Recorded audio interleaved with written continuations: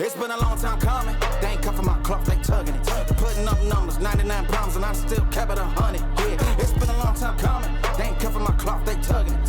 Putting up numbers, 99 problems, and I still kept it 100. Yeah, who don't play, play, play, play, who don't play, play, play, play, who don't play, play, play, play, who don't play, play, play, who don't. Long time coming, not gonna bottom of my feet from running. Cataracts under my eyes from hustling, going from buying and selling to customers. Run up the business, God is my witness. Sun up to sun up from Monday to Sunday, we maxing our limits. My mind running like Tom Cruise on an action movie, moving a mission. They say that I'm tripping. I've been told I need a vacation. I'm finessing a visit. First class, my feet up high in the air.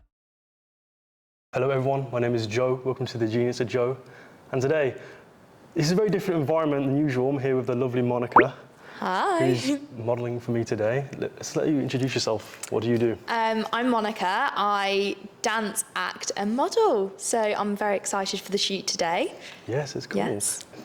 So yeah guys, this is obviously a very different environment. I just want to show off, like obviously I've made a lot of videos on the tutorial videos on lighting and everything. So I'm just going to show like actual footage of what's going on, basically, so you can get like the visual experience rather than me just talking to you about it. I can actually show off like what I do on a photo shoot and how I communicate with the model and all that stuff. So we'll do a voiceover with the footage over it. So I'll talk through it as we go on. Anyway, that's it, guys. I'll see you at the end of the video.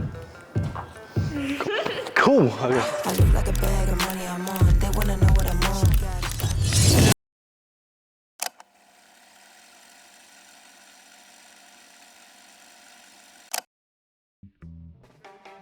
Hello everyone, my name is Joe. Welcome to the Genius of Joe. And today we'll be discussing a photo shoot I did the other day. This time I actually filmed it, which is great because through this you get to see some like visual presentation on how I talk to the model, how I pose them, how I set up lights. Essentially this is just a BTS of a photo shoot, and I'll just be giving out some tips throughout the video and just sharing my knowledge, as that's what I do on this channel. I want to help newer photographers, and obviously I'm still learning. Right, like, I don't think I'm this big shot photographer who makes millions of pounds or thousands or whatever. I'm still kind of new to this too, but I'm just want to show up. I'm just trying to help people out here. Okay, first let's look at the lighting setup.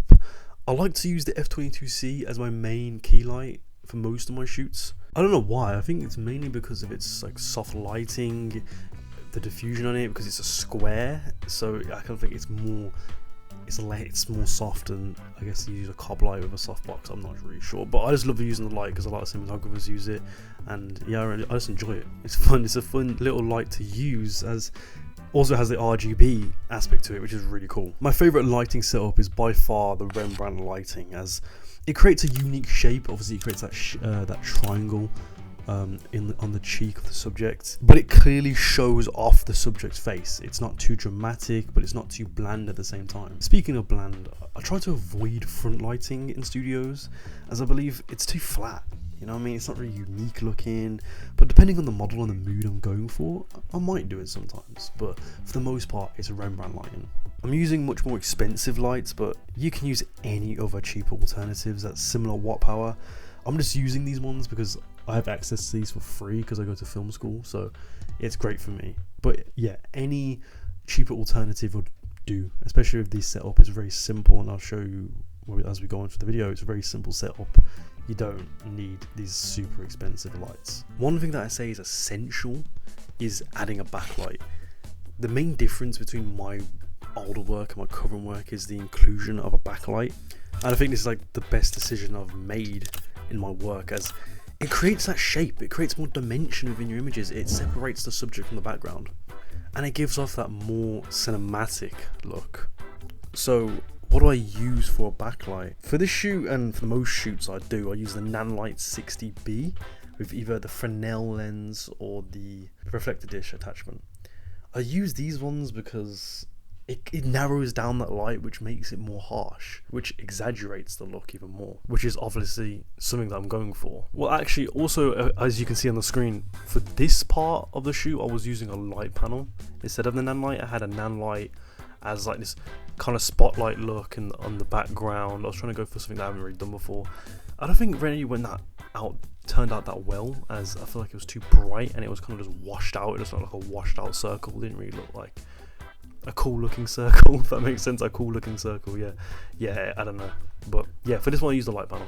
It's sad because I would love to have the spotlight mount that you get with the cob lights, where you can get 4 of the cob lights, but unfortunately I do not have one of those, which is sad.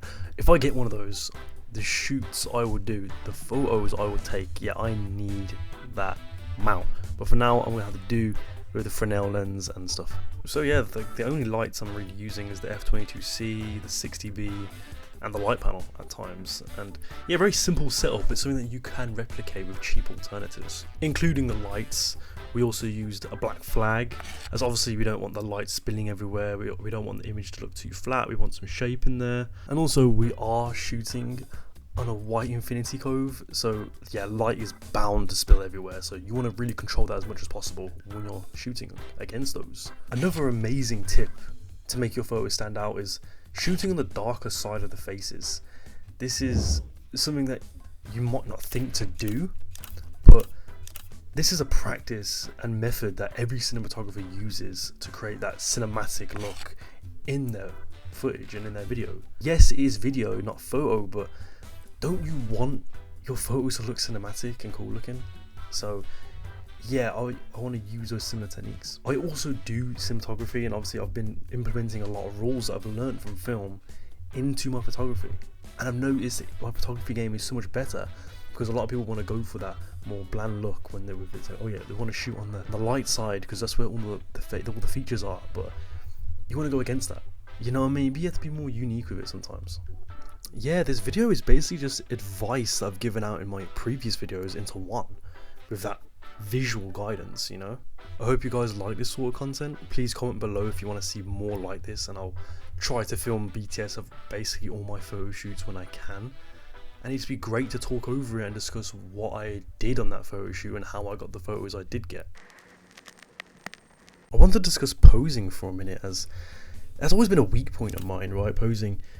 And I've noticed recently I've been getting much better at it. If you struggle with posing like I do, I would suggest watching just a bunch of content on posing, on tutorial videos, how to pose women, how to pose men, etc. I found that it's great to have like 2 or 3 universal poses that you can use for a woman and that you can use for a man. What I've learned is that for women, you gotta have to bring out the curves, and for men, you want to create those sharper angles and shapes to make them look more masculine. And as we are photographing a female model, I'm telling her to arch her back more, I'm telling her to put more weight onto one side to bring out more of those curves. I'm going to be honest, even now I struggle with posing, but one amazing thing that I do, and I think that you should do too, is just talk to the model.